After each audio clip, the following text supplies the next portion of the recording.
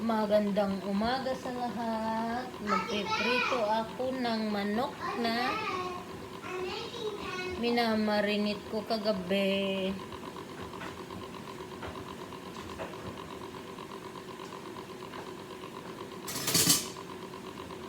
Bago ko siya iprito, i-dip ko siya sa itlog.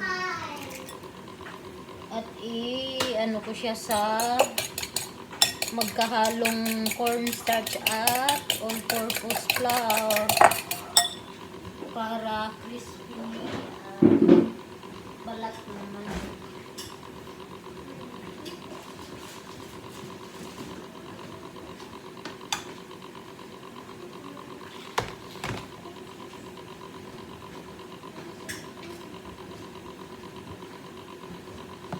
Hihiwaan ko yung gitna ng manok para maluto yung loob. Ang hirap iluto kapag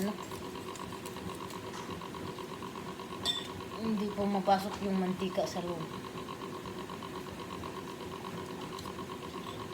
Magluto lang ako ng kakainin ng mga bata ngayong tanghali. Mamayang hapon na yung iba. At ang pansit ko, hihiwain ko na yung mga gulay na kailangan para madali na lang gisa mamaya.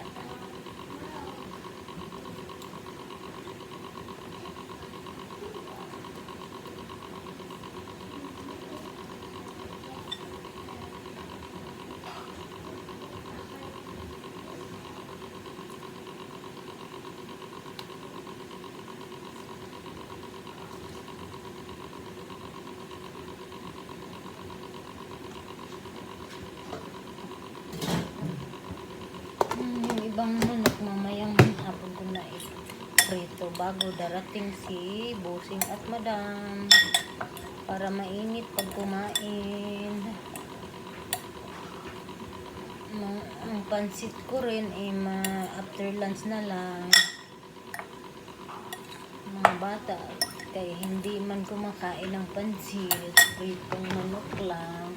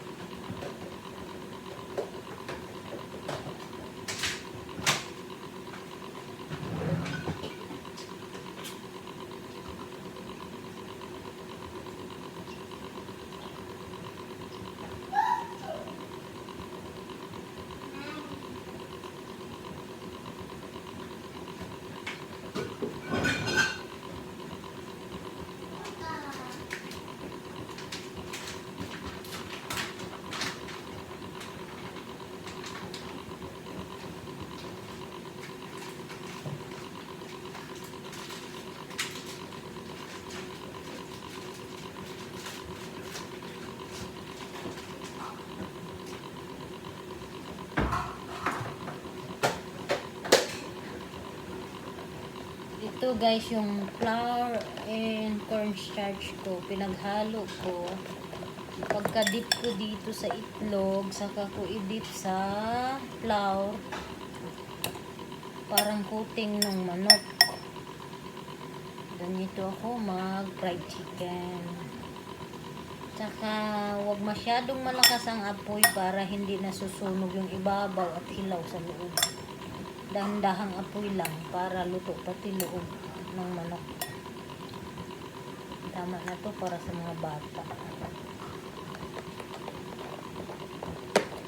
If you like my video guys, don't forget to click like, share, and follow my FB.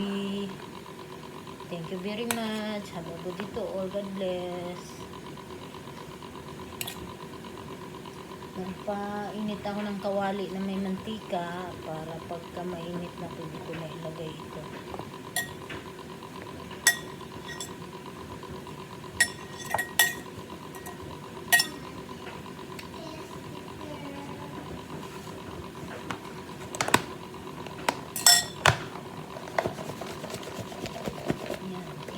Ganun lang guys para maano yung coating niya.